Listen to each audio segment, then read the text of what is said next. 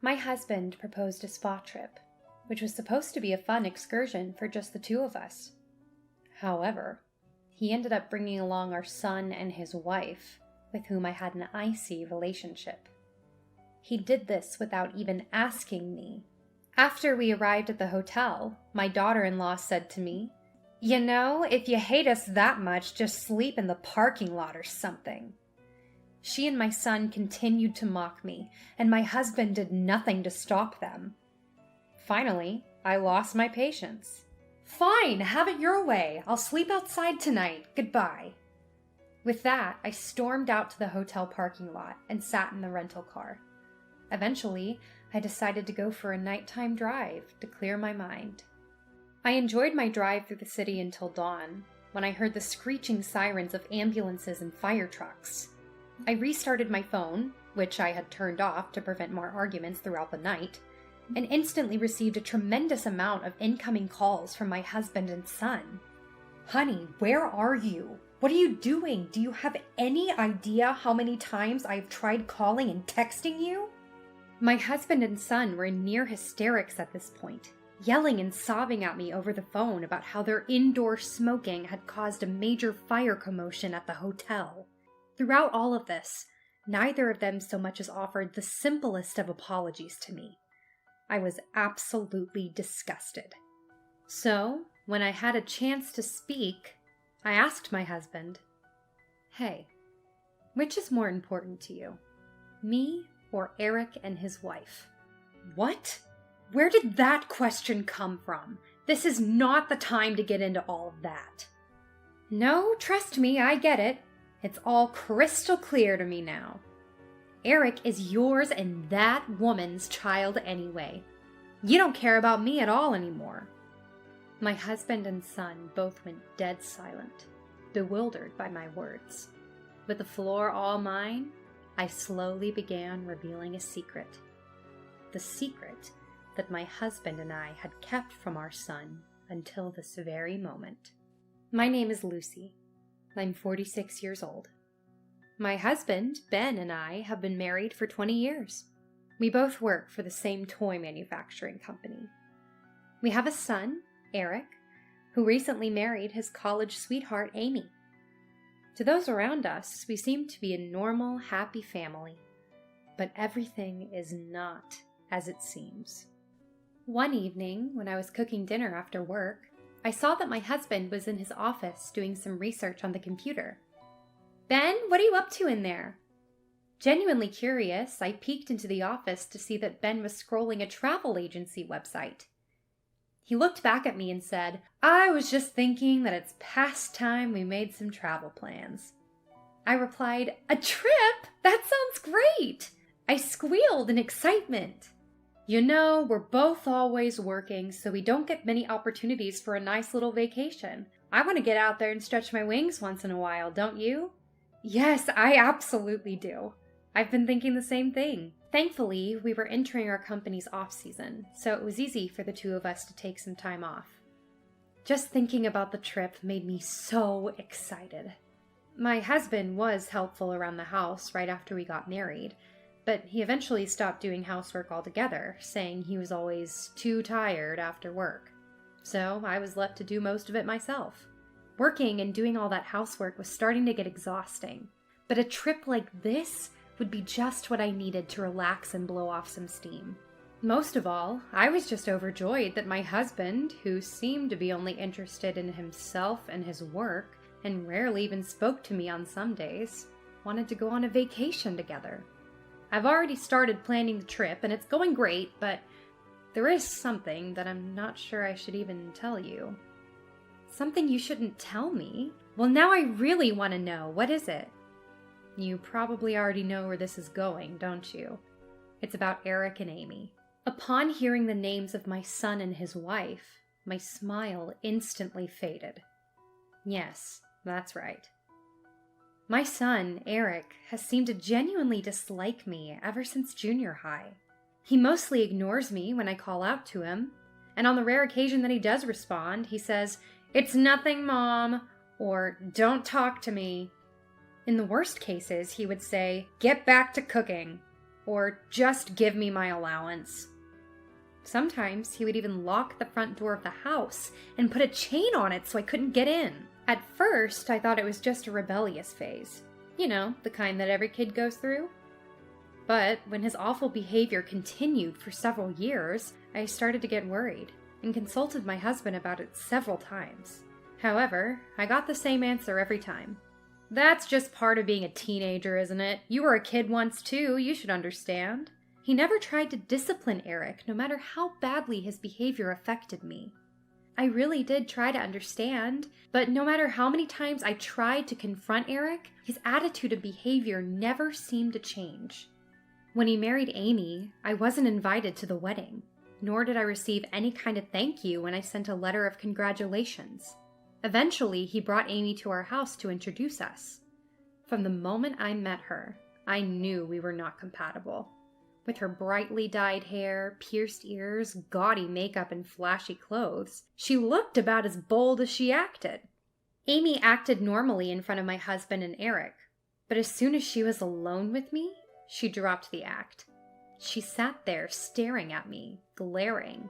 Then she said, "No wonder Eric hates you." With those blunt words and hateful expression on her face, I realized that she was actually a perfect match for Eric. As you might have guessed, they had no children and seemed to be living, let's say, freely. Even though she hated me just as much as Eric did, they came by the house pretty often. Every time they came over, they did nothing but linger around and say abusive things to me, but they would often stay until dinner. Each time, I would do all the meal preparation and cleanup by myself. During dinner, he would always demand that I bring him additional drinks and snacks, no matter how much food was already on the table. It always hurt my feelings and made me uncomfortable. I rarely participate in conversations between the three of us, but I gave in the other day, and Amy spoke to me as if I were an idiot. "Why do you still work even though you're married?" she asked me. "I wouldn't be able to spend hours surrounded by a bunch of old men making toys."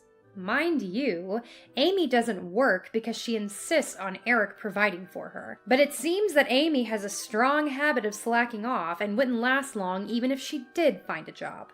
I sighed as Amy happily talked about skipping work at her old part-time job. Unable to bear such selfish and arrogant behavior from the two of them, I once again asked my husband for advice, to which he said, "Eric is still growing out of his rebellious phase, and maybe he is a bit troubled, but surely Amy isn't so bad, right?" "Amy treats me like a housekeeper just like Eric does. I have a job too, and my body can't take it." "Well, I'm sorry, but I can't do anything about that." There was plenty he could do about it if he wanted to, but my husband was obviously just trying to avoid the conversation. Eventually, Eric and Amy stopped coming over. I don't know why exactly. Maybe they just didn't want to see me anymore, or maybe they decided they were financially stable enough not to need to depend on me for free dinners several nights a month. All I knew was that they weren't coming over anymore, and I wasn't having to deal with their arrogant behavior. However, it seemed like Ben was still meeting up with them pretty often. Sometimes Ben would come home and I could instantly smell Amy's perfume and the cigarettes she and Eric smoked together. I have asthma, and secondhand smoke could kill me, so I always begged Eric and Amy not to smoke in the house when they came over. Even though I wished things between Eric and I could be different, as complicated a feeling as it was, I felt peace by not having to see him and his wife. Above all else, I just couldn't bear their abuse anymore. Because of this, I tried my best to persuade my husband not to bring Eric and Amy along for our vacation. Ben finally relented, and I was beyond relieved. We decided on Miami as the destination for our spa trip. I looked at the guidebook every day, bought new clothes, and waited impatiently for the day to arrive. However, I had no idea what unwelcome surprise awaited me. On the first day of our spa trip, suitcases in tow, we arrived at the airport to leave for Miami. As we made our way to the gate, my husband suddenly stopped, turned around behind me, and said, "There you are, you two." "Hi, Lucy." I turned around at the familiar voice, and to my surprise, Eric and Amy were standing there. What? What? Why are you here? Didn't Dad tell you? We decided to tag along with you guys to Miami. I froze in astonishment and glared at my husband. I heard that Eric and Amy were also hoping to plan a trip to Miami, so I asked them to join us. Don't be mad. I'll make sure everyone's on their best behavior. Ben knows how horribly they treat me, and he still chose to put their wishes above mine? I had worked so hard for this day. I put in extra effort at my job and even went on a diet, and now all of it was ruined. I just wanted to give up and go home. There was no use going to Miami if I was just going to be miserable the whole time. As I was about to turn around and go back the way I came, Eric and Amy stopped me. Mom, I have wanted to fix our relationship for the past 11 years, but I just didn't know how to be honest about my feelings. That's why I always acted the way I did. I also understand that I haven't always treated you fairly, but I couldn't change my attitude with the two of you always fighting, which made it hard to come over and spend time with you. You know what I mean. We don't want to complicate my relationship with you any further. I was astonished. Eric had never spoken to me like this before. It was a bit of an awkward situation for me because turning around and leaving would have made me the villain, so I had no choice but to agree with the whole arrangement and go to Miami as a family. Eric and Amy were in high spirits on the plane and ordered several drinks. My husband sat next to me, smiling ear to ear the entire plane ride. I, on the other hand, was still feeling something strange in my heart, but decided to drown it out by looking out the window and watching the clouds go by. After arriving in Miami and renting a car, our trip began with an itinerary my husband came up with on the plane. Soon after, however, Eric and Amy began talking only to my husband, as if they were totally ignoring my presence. They also harassed me at tourist spots by making me fall into a puddle and getting all wet, and forcing leftover food on me at lunch. In the midst of this disquieting atmosphere, after dinner at the hotel, Eric and Amy came to our room for drinks. My husband went downstairs to grab some snacks from the hotel shop, and Eric and Amy came and sat on my bed without asking. Then, Eric pulled a lighter and a pack of cigarettes from his pocket. Hey, stop it! This is a non-smoking room! What the hell, Mom? It'll get vented out. It's not a problem. I rolled my eyes and stopped him from lighting the cigarette. I then looked over and saw that Amy had just pulled out a cigarette of her own. This sent me over the edge. I lost all my patience and started yelling at them. That's enough. This is a non-smoking room. If you don't follow the rules, you're going to get us kicked out. What's up with you being so mad about everything?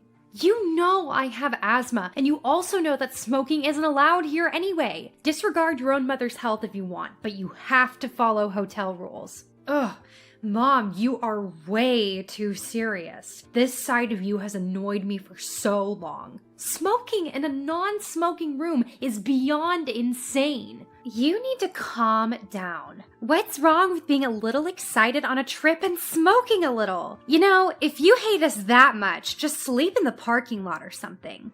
Amy's comment left me speechless. While I was trying to collect myself, my husband walked back in. Hey, I could hear you yelling all the way down the hall. What's going on? Why are you yelling? I can't do it anymore. I can't be with these two anymore. Lucy, what's wrong? They're trying to light their cigarettes even though they know this is a non-smoking room. I begged you not to invite them so many times. Why did you let them come with us? It's unbelievable. The feelings I spent so long suppressing overflowed with tears. Eric and Amy looked at me with condescending smiles. You are so annoying, Mom. You're acting like you're better than us. You won't even take a sip of alcohol. You're not even trying to get along with us. At Eric's words, I finally felt something burn out in my heart. Fine, have it your way. I'll sleep outside tonight. Goodbye. Hey, Lucy, stop! I quickly gathered up my valuables and phone and stormed out the room. At that moment, my husband panicked and grabbed my arm to stop me, but I shook him off. "Shut up! Don't follow me! Leave me alone!" With hurried steps, I left the hotel and headed for the parking lot. There was no sign of my husband following me. I got into the parked rental car and drove around Miami that night to clear my head. I had a bad feeling about this vacation from the moment I agreed to let Eric and Amy come with us. It turns out their feelings about me hadn't changed at all. My husband's hadn't either. Even though I tried so hard to persuade him not to, he still offered to bring Eric and Amy along without my permission. After this incident, it would be difficult for me to resume any kind of relationship with the two of them. And on top of that, there was also the secret about Ben and Eric that I was desperately trying to keep to myself. The more I thought about it, the angrier and sadder I felt. So I continued driving, trying to calm myself down. As I continued my drive through the beautiful night view of Miami Beach, I finally started to calm down. I grew exhausted from driving for so long and decided to park the rental car in a beach parking lot to take a rest. Around that time, I thought I heard sirens off in the distance, but I was too tired to care and quickly fell asleep. The next thing I knew, it was morning, and I was greeted by the beautifully glistening ocean, illuminated by the sun. After having breakfast at a restaurant by the sea, everything suddenly came flooding back to me, and I took out my smartphone. I had turned my phone off when I left because I didn't want to hear my family's antagonizing voices or even read their texts. Now that I was feeling more calm and collected, I wondered what my husband and the others were up to now, so I turned it back on. I found that I had received a tremendous number of phone calls and texts since 11 p.m. last night. The number was no less than 30 or 40. Immediately after the dozens of notifications popped up, I received a phone call from my husband. "Honey, where are you? What are you doing? Do you have any idea how many times I've tried calling and texting you?" Ben was half yelling, half crying. "What do you mean? I just had breakfast at a restaurant on the beach." "What? You're seriously out enjoying a relaxing breakfast while we're in a crisis?" Eric's voice was also enraged. "What do you mean by crisis?" "I mean just as the word says. After you left, the three of us had a small party with cigarettes, wine, and snacks, and before I knew it, we all fell asleep. And when I woke up, the whole room was filled with smoke." "What? Was there a fire?" "That's right. From the looks of it, Eric and Amy never put out their cigarettes." "Is everyone all right?" "It was a minor fire, but fire trucks were rushing in and all the other people in the hotel had to be evacuated, and we're being blamed for causing it. Amy got slightly burned and was taken to the hospital, and now Eric and I have to go to the police station for questioning and apologizing to the hotel staff." Oh, so that's what the sirens were about last night. My husband tried to say something else, but it was hard to understand since he and Eric were both in near hysterics. It was something along the lines of, "The two of us can't leave, so can you just go to the hospital where Amy is and stay by her side until we can make it there?" What? Without a single word of apology to me, he put his son's wife first. Just like always. I was almost certain that he would never change. That is why I gave my husband one last chance and asked, "Hey, which is more important to you? Me or Eric and his wife?" "What? Where did that question come from? This is not the time to get into all that." "Well, that's all I needed to hear. Goodbye." I was truly disgusted by my husband and how easily he threw away his final chance. "What do you mean, goodbye? Don't act stupid at a time like this." "No, trust me, I get it. It's all crystal clear to me now. Eric is yours and that woman's child anyway. You don't care about me at all anymore." What? That woman's child? Me? What exactly do you mean?" Both Ben and Eric were stunned by my words. I took a breath and slowly began to reveal the secret that my husband and I had kept from our son until this very moment. "Eric, you are the child of your father and his lover." Eric was absolutely mortified by these words. And while Ben became even more flustered, I began explaining everything. Ben had a relationship with another woman many years ago. She was a subordinate at his workplace at the time. When I found out, the lover's belly was already getting bigger, and the woman cried to me, telling me that she would give me the child and begged me not to charge my husband for alimony and destroy his reputation. I thought she was the worst person to have ever lived. But at the same time, I was very distressed. The baby was too far along to be aborted, and I felt sorry for the child that she would eventually give birth to and leave at an institution. So, I decided to take in the child and did not charge my husband for alimony despite his unfaithfulness. But her workplace eventually found out about the affair, and she was fired. My husband's role in the affair was also exposed, but he received less publicity because he was the one raising their child. I also decided to raise the child as my own, even though we're not related by blood. Eric's rebellion started when he was in junior high. At first, I tried to think that it was normal behavior for a teenager, but it continued through high school and even into college, and it got worse and worse every year.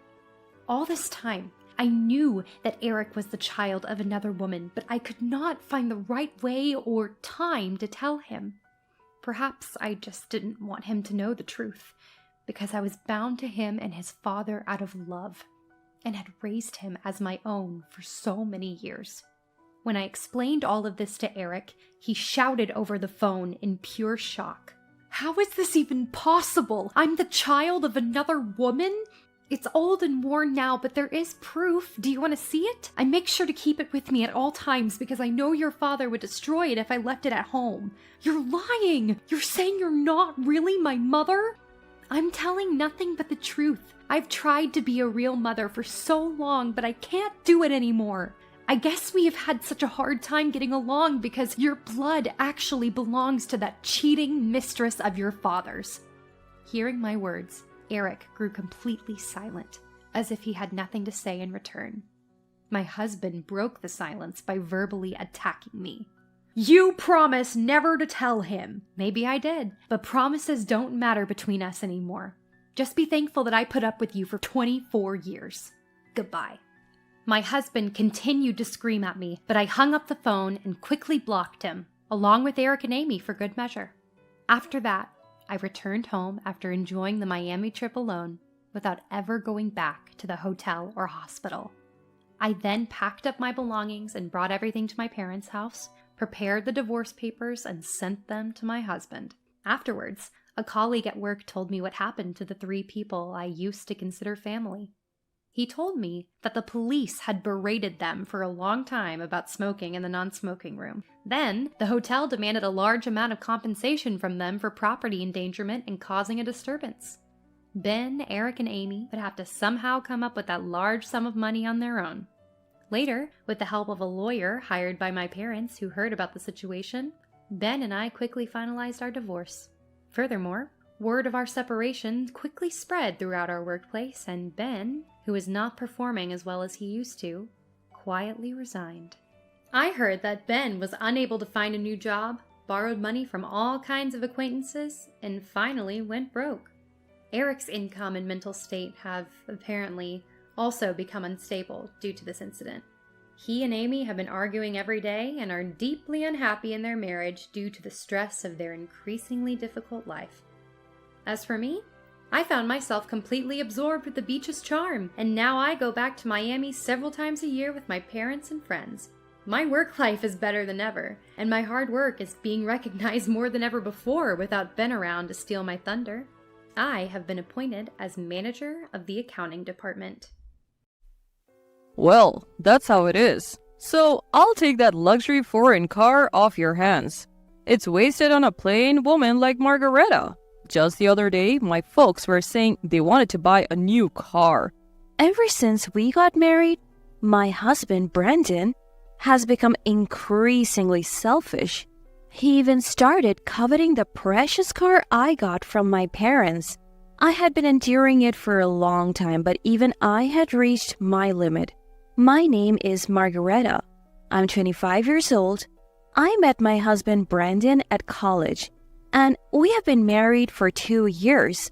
Compared to me, who's introverted and not great at socializing, Brandon is outgoing and has many friends. We got to know each other in our college seminars and gradually we began to talk more, eventually studying together in libraries and cafes. Even though we were in the same seminar, I never imagined someone as plain and unnoticeable as me would end up dating someone popular like Brandon. And to my surprise, it was Brandon who asked me out. I was ecstatic, experiencing mutual love for the first time.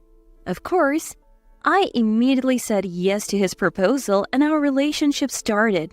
It made sense that I was drawn to Brandon. He was good-looking, had a friendly demeanor, was serious about his studies, but it should have been different for Brandon. He had plenty of cute, fashionable female friends around him. He could have easily found someone else to be his girlfriend. I once boldly asked Brandon, "Do you really think I'm the right one for you?" He looked surprised and responded, Huh? What brought this on? "I'm like this and don't have much confidence. Just wondering why you chose me as your girlfriend." After pondering a bit, Brandon muttered a typical response. Well, I guess it's comfortable being with you. I must have looked unsatisfied because he then said, What's with the silence? Do I really need to spell out everything I like about you? Brandon replied with a hint of annoyance, fiddling with his mobile phone. Not wanting to push him away, I quickly wrapped up the conversation. "Yeah, you're right. Sorry for bringing it up out of the blue." Though I had lingering doubts, our relationship continued smoothly. Time flew by. We graduated from college, got married, and moved into a condominium. I found a job at a general company, while Brandon pursued graduate studies and academic research. When I mentioned getting married, Mom seemed very happy. "That's a great deal. Dad and I were a bit worried. We thought Margarita would at least introduce a boyfriend to us." Sorry, I should have told you about Brandon sooner." "That's all right. You've always been one to keep things to yourself, Margarita. Always trying not to trouble us, handling everything on your own. But knowing you have someone to support you makes me relieved. Brandon will be there to protect you." My parents also met in college and still have a loving relationship, which I admire. Dad was a hard worker. After graduating, he joined a renowned company, steadily climbing up the ranks to an executive position. There is Mom, who respects Dad and supports him by his side. She used to work at a publishing company, and after getting married, she perfected her hobby of cooking while raising her children. Now, she's a popular cooking expert, having published several recipe books and teaching cooking classes. They respected each other's lives and never restricted one another. Growing up under their roof, I too developed a spirit of independence. Though my only forte was studying, I didn't pursue graduate school. I wanted to be self-sufficient as soon as possible and establish my own life. I was raised comfortably in a well-off family, but I couldn't remain the pampered daughter forever. I wanted to build my own family, just like Dad and Mom. I hope to have children one day and make my parents happy. It was more a goal than a dream. It might seem ordinary, but it's not that simple, especially for someone as awkward as me. After we started living together, Brandon gradually became more selfish. He was a graduate student and worked part-time, but he hardly contributed to our living expenses. "Hey, Brandon, it would really help if you could put a little more of your part-time earnings towards our expenses." I said this casually, not wanting to upset him, but he coldly replied, What? I do contribute some, besides. Didn't you say, when we decided to move in together, that you would handle the living expenses, Margareta? Brandon had always said he wanted to be a professor, which is why he went to grad school. Brandon has been saying that for a while, wanting to support his dream. When we decided to get married, I said I got a decent salary from the job I landed after graduation. "Don't worry about it, just focus on your research, Brandon." I mumbled hesitantly, yeah, I did say that, but couldn't say anything more definite, and Brendan let out a big sigh. Oh, I guess you wouldn't understand, Margareta. Being a grad student involves a lot of expenses for socializing and stuff. Oh, I forgot to mention, I need to go on a research trip soon. And, I'm a bit short on the travel funds. Could you lend me like $500? I'll pay you back later. This kind of financial pressure from Brendan became more frequent after that, and the problems deepened. The number of nights Brendan spent out increased noticeably. I sat in front of cold meals, waiting for a call on my mobile phone. On the rare occasion he came home in a good mood, I remained too lenient. Sometimes he would say, Hey, Margareta, remember you wanted to visit that place? I have tomorrow off. Let's go together. bringing up trips out of the blue or, Wow, today's dinner is my favorite. That's so like you, Margareta. Always knowing what I like. I was constantly swayed by his words and actions. Every time Brendan was kind to me, I caught a glimpse of the ideal married life, and my heart wavered. I knew this unnatural way of living couldn't last. Tormented by loneliness and anxiety, and unable to confide in anyone, I kept everything to myself. I didn't want to sadden my parents, who had been so happy when we decided to get married, but they must have started to realize something was wrong. When I visited my parents' house after a long time, Dad casually said, Why didn't you stay tonight? You must be tired from the unfamiliar life. How about dinner with the family for a change? That night, Mom prepared an array of lavish dishes showcasing her culinary skills. During dinner, Dad mentioned, By the way, your sister visited the other day. She wanted to see you, Margareta. She said you should get together for tea sometime. It's always sudden with her. That's just how she is. I keep telling her to let us know in advance. Dad shrugged as if it couldn't be helped. The sister he referred to was my Aunt Eileen, a lively, ambitious, and independent woman. I'll get in touch with her soon. Yes, do that. Eileen loves you a lot, Margareta. She's always complaining about how Brendan stole you from her, and yet she's adamant about not getting married herself. Well, that's just Eileen for you. Before I met Brendan, Eileen was more like an older friend than an aunt. I could talk to her about things I couldn't tell my parents. She understood me better than anyone and always supported me. I was too shy to tell her about Brendan at first. I wanted to see Eileen again and show her I was doing well. A few days after staying at my parents', I met Eileen at a cafe we had arranged to meet at. Eileen, a fashion designer, was dressed exceptionally stylishly as usual. Eileen scrutinized my outfit from head to toe and said gently, You know, Margareta, for a woman, marriage is just the beginning of a lifelong challenge. You'd always feel attractive. No matter how little confidence you have, clothes can transform you, so never neglect yourself. And she elegantly sipped her tea. Indeed, I had completely forgotten about fashion lately. I'm so sorry for not getting in touch for so long.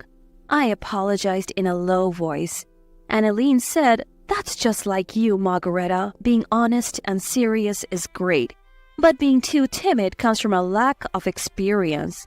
But I was so happy when I heard you had found someone special. I thought finally Margareta has taken her first step. It had been a long time since I had met someone outside on a day off. Luckily, the weather was perfect. Sitting at the terrace, the warm sunlight poured down on us. In this peaceful atmosphere, I felt I could open up about my worries to Eileen without feeling too down. Yeah, at first, I thought even someone as timid as me could make it work with Brendan, that I could really do it, but Eileen listened to my whole story without interrupting, just nodding kindly. When I finished, she asked, I guess you haven't told your parents about this, have you, Margareta? Yes. I even hesitated about telling you today. I didn't want to admit my weaknesses to anyone. I thought I should be able to overcome this on my own. to be truly independent. I know if Dad and Mom heard about this, they would want to take me back home right away. So I want to try to handle this by myself as much as I can. Elaine respected my decision and didn't press any further. But she said at the end, if you ever really need help, let me know first. If my dear Margareta asks for help, I'll come to you no matter where I am. A month later, Mom called and said, when you have time, could you come over? It's not urgent. I had the next day off, so I visited my parents. Seeing a car parked in the driveway, I exclaimed, unable to hide my excitement. What? Dad, this car? Did you get it recently? Dad, with a satisfied look, teasingly said, Want to take it for a spin? Really? Can I? It's such a fancy car. What if I crash it? Don't worry about that. This car is for you, Margareta. Use it as you like. It'll be handy to have. Mom whispered to me we saw this car in a TV commercial and you said it was cool. Dad remembered that, so this is our gift to you. You've been having a tough time lately, so we wanted to cheer you up. If things get hot, just drive this and come home anytime. She smiled kindly. The car Dad chose for me was an SUV from a world-famous foreign brand, and he had even secured a parking spot near my condominium. I couldn't help but laugh in disbelief. Later, when I was driving the car downtown, I fumbled in my pocket, found the car key and pressed the button. The lights flashed in all directions. Just then, a familiar voice called out from behind. What's up with that car? I turned around to see my husband Brandon. He hadn't been home for quite a while. It was almost like we were separated. I was speechless and he said with a know-it-all look, Oh, I see. Got it from your parents, huh? Whenever I faced Brandon, I found myself unable to say anything. But I was tired of feeling that way. Brandon, it doesn't matter to you anymore. You probably don't care about me anymore, I said, mastering my voice and piecing my words together. Then, Brandon uttered something unbelievable. What? You're just realizing now? Did you seriously believe all this time that I loved you? It's laughable how optimistic you are. His dry laugh echoed in my ears. Something inside me finally snapped and I blurted out unusually loudly. Then why did you marry me? Wow, hysterical much? Fine, I'll tell you. Your family is rich, right? I figured marrying Margareta would mean I wouldn't have to worry about food for a while, considering what I make from part-time work and studies. So I'll take that car too. It's wasted on a plain woman like you.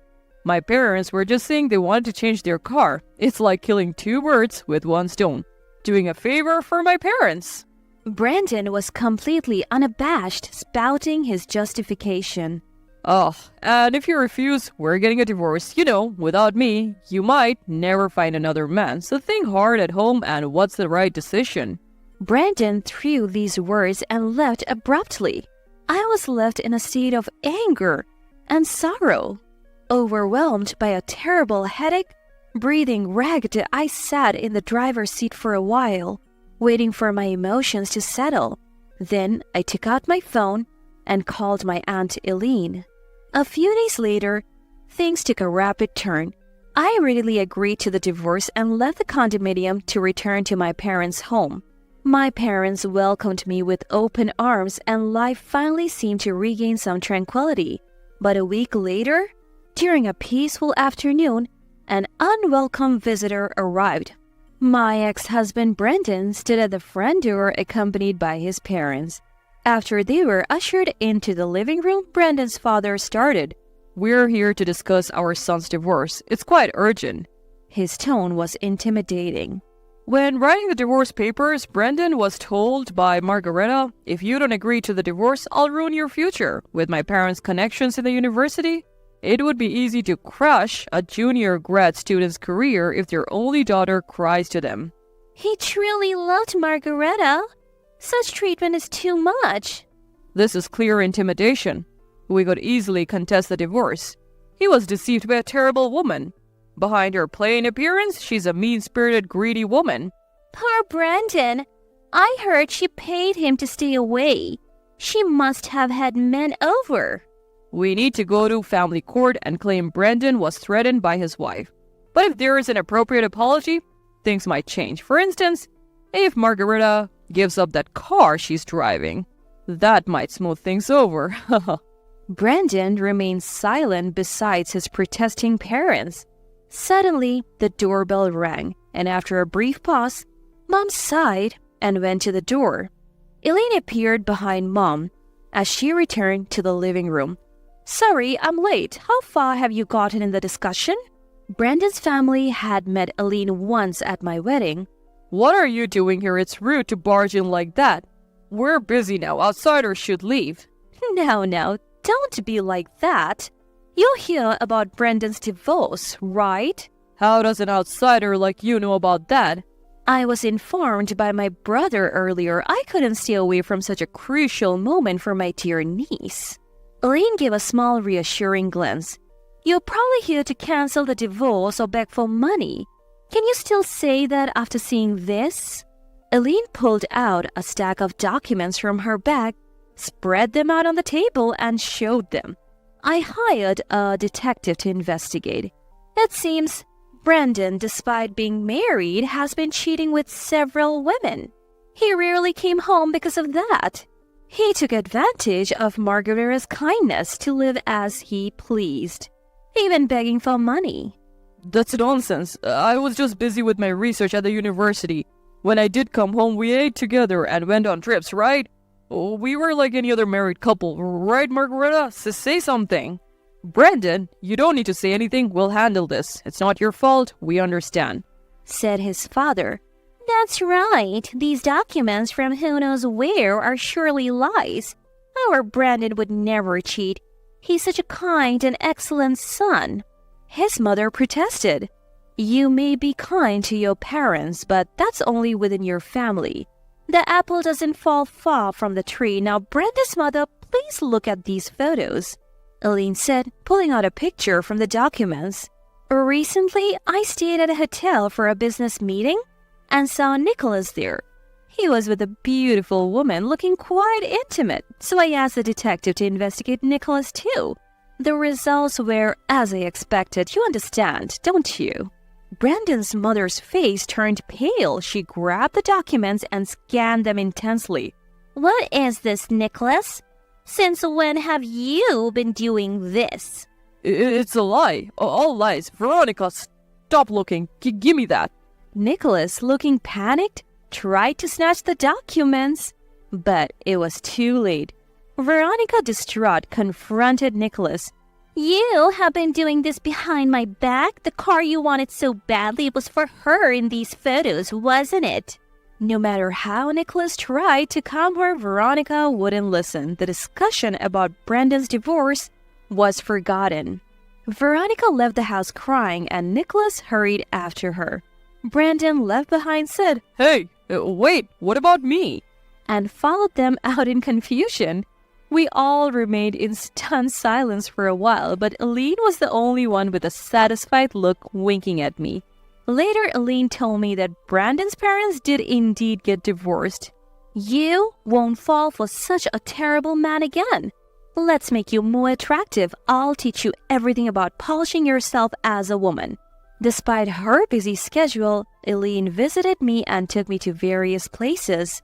Meals, shopping, trips. During this time, I learned a lot from her. A year after the divorce, I decided to go to graduate school. I continued to improve myself while studying hard.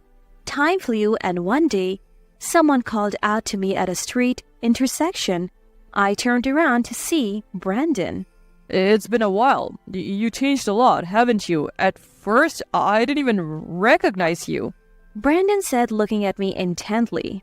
In Brandon's eyes, the woman standing before him was no longer the plain ex-wife he knew, but had transformed into an incredibly beautiful and attractive woman. In contrast, Brandon himself had fallen on hard times. Due to the scandal of his parents' divorce, it seemed he was no longer attending graduate school. His parents, Nicholas and Veronica, had decided not to provide any financial support to Brandon anymore because of the situation he caused. He was far from the carefree life of going out, struggling even to afford his tuition and living expenses. The women who once flocked around him left him one by one. The farmer glory he enjoyed vanished in an instant, and now he found himself face to face with his ex-wife, who seemed to be a completely different person. Brandon, perhaps feeling desperate, started to say, Hey, would you like to catch up? Maybe we could go to a cafe or something? Just as he began, a man approached and asked, Sorry for the wait. Are you a friend of Margaretta's or something? Shifting his gaze to Brandon. This man was Leonard, someone I was currently dating. You see that guy? Isn't he really handsome? He's so tall. Wow, yeah. Could he be a model or something? A group of women nearby commented, looking at Leonard. He's someone I used to know a long time ago, but it's okay. We are done talking. Let's go, shall we? Is that so? All right then, let's go. Leonard said, taking my hand and briefly greeting Brandon. Brandon stood there, stunned, watching us. Without any concern for Brandon, Leonard led me by the hand towards the crosswalk. And I, too, never looked back, keeping my eyes fixed straight ahead as we left.